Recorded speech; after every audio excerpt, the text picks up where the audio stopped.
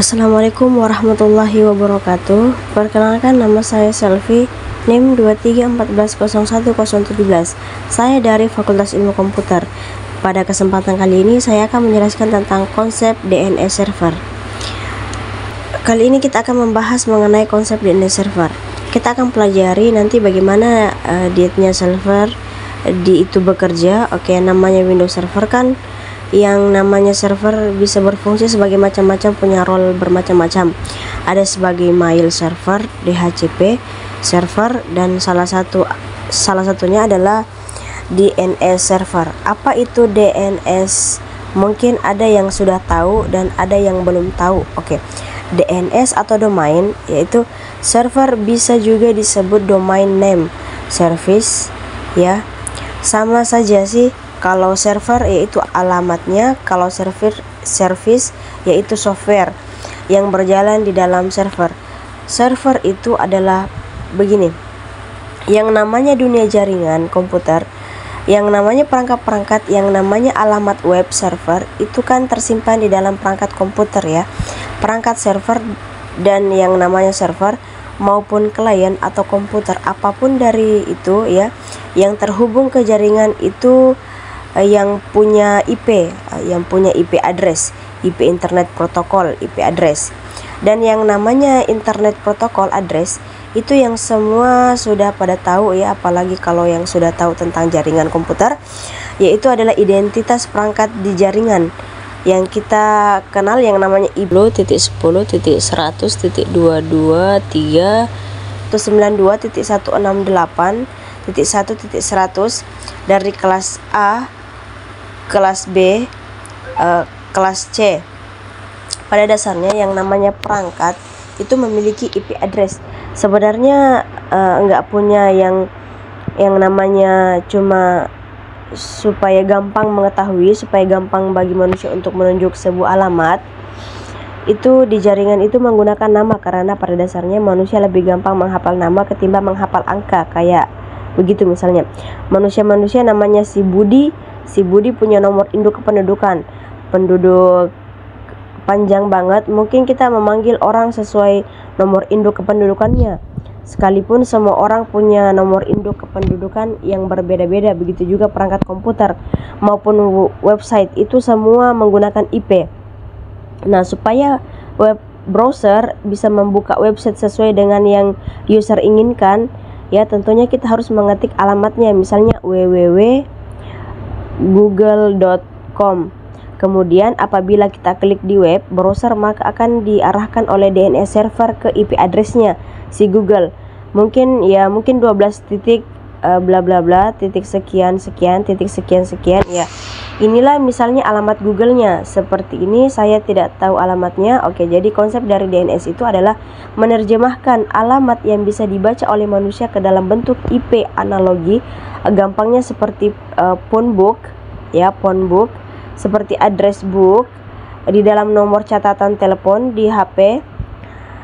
Kalau orang kan punya handphone ya, itu ada nomornya, itu ada kartunya, ada SIM cardnya, ada nomor teleponnya. Pasti beda-beda tiap orang nomor telepon. Kalau kita mau nelpon seseorang, kita sulit menghafal nomor, menghafal angka itu sulit. Makanya kita simpan di alamat buku, dalam buku ya, alamat telepon di phone book, supaya kita tahu si Budi nomor teleponnya sekian, si Santi nomor teleponnya sekian, sehingga kalau kita ketik Santi akan keluar nomor teleponnya.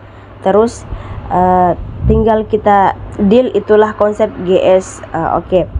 Dan fungsi DNS itu menerjemahkan host name seperti ini, dari host name ke IP, lalu dari IP ke host name, dan bisa juga dari host name ke sini. Si name ini adalah alias atau nama alias dari host name ini sendiri. Contohnya server Google lah. Server Google itu kan tidak cuma satu Google itu yang punya, pasti banyak server di belakang layar. Di backnya itu ada banyak server. Alamat utamanya ya google.com, tapi servernya bisa banyak, mungkin ada google1.com atau google2.com dan seterusnya, dan sampai seterusnya. Fungsi dari si name ini, dari DNS server ini, bisa menerjemahkan ke si si nama. Jadi saat kita membuka google.com, yang tampil itu ya ditambal di browser tetap google.com, tapi di belakang layar di belakangnya dia mengarahkan pengguna untuk mengakses salah satu servernya Google, mungkin Google 1, mungkin Google 2, atau mungkin Google 3 dan seterusnya. Ya kira-kira begitulah singkatnya konsep dari domain name server atau DNS. Oke, contoh kali ini kita contohkan di simulasi network. Kita di VirtualBox. Jadi kita punya network switch. Ini VirtualBox host only adapter ya. Kemudian ada servernya yakni JKT1 yang kita sudah bikin, kemudian JKT server 1 yang juga sudah kita bikin. Oke, kita coba lihat deh server ini. Nah, ini C1. Nah, ini aktif directory utama yang di C1. Ini JKT, kita masuk ke menu DNS. Nah, oke, di sini daftar perangkat yang terhubung yang terdaftar di DNS ya, si server manager di JKT DC1. Ini cuma satu. Kalau kita mau lebih mendalam, kita klik tools, kemudian klik DNS. Nah, di sini kita bisa lihat di bagian forward, logs up, zone, klik aja, dan sini ada domain yang kita bikin di sukasuka.com. Kita lihat di sini. Nah, jadi sukasuka.com ini tidak hanya mengenali alamat dia sendiri, yakni name servernya JKT ini, tapi juga mengenali IP-nya sendiri. Sekalian begitu juga dia juga mengenal perangkat tetangganya perangkat. Nah, perangkat yang terhubung dengan dia yang sudah join ke domain dia yakni JKT server 1, JKTS ARV1, dia alamatnya ini 08.060.198.56.12. Oke, itulah konsepnya. Oke, ini secara praktiknya ya, yang simple aja tentang DNS. Jadi setiap kali ada perangkat yang join ke server JKT1, ini dia akan mendaftarkan nama komputer lain berikut IP addressnya berapa. Oke, kita praktekkan ya contoh. Oke, saya buka VirtualBox. Di sini saya punya Windows 10. Windows 10 ini mau saya join domain, dia masih workgroup. Kita jalankan dulu. Ini Windows 10 ini pastikan ya di bagian network settingnya ini attachnya host only adapter, sama dengan Windows Server yang domain control, sama Windows Server yang server Windows. Server ini yang di bawahnya ini juga attach to host. Jadi mereka ini bertiga, perangkat ini berada di satu jaringan yang sama. Saya tidak tahu IP-nya dia dapat berapa. Ini Win 10 1. Ini kita lihat aja. Oke, kita login. Oke, sip. Ini sudah login. Sekarang kita lihat IP-nya dulu. Nah, di sini 43.640 192.168 46.100 56113. Ini IP yang didapat dari DHCP servernya VirtualBox.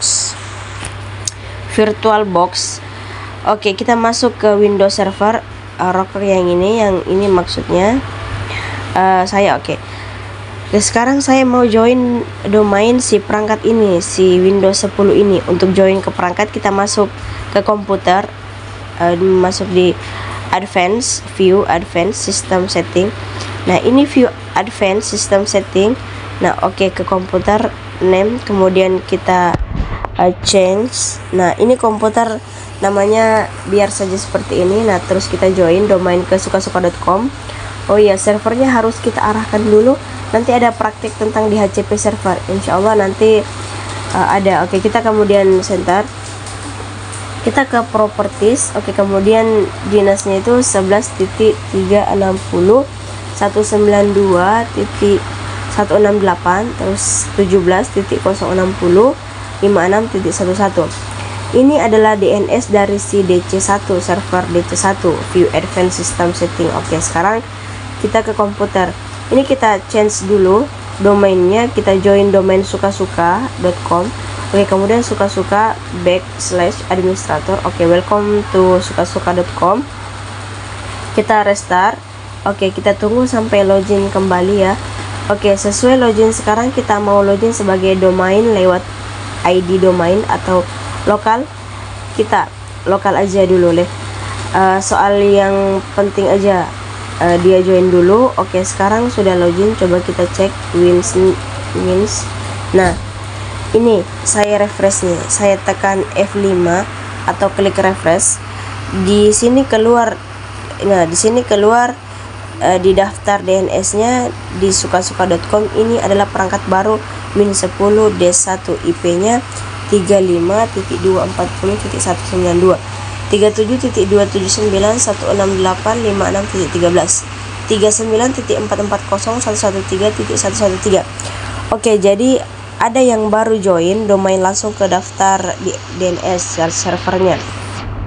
Si domain controller contohnya si Windows 10 tadi yang sudah join, domain ada hostname-nya apa, terus FDN-nya atau full fake domain name. Nah, ini nama lengkap dari perangkat beserta dia join ke domain apa, begitu juga IP address-nya kelihatan di sini. Oke, klik cancel saja. Ya oke, itulah yang namanya sedikit itu sedikit praktek mengenai DNS server. Ya, di sini prakteknya hanya sebatas kita belajar konsepnya, kemudian kita pelajari bagaimana saat perangkat itu terdaftar di DNS server, saat dia join domain.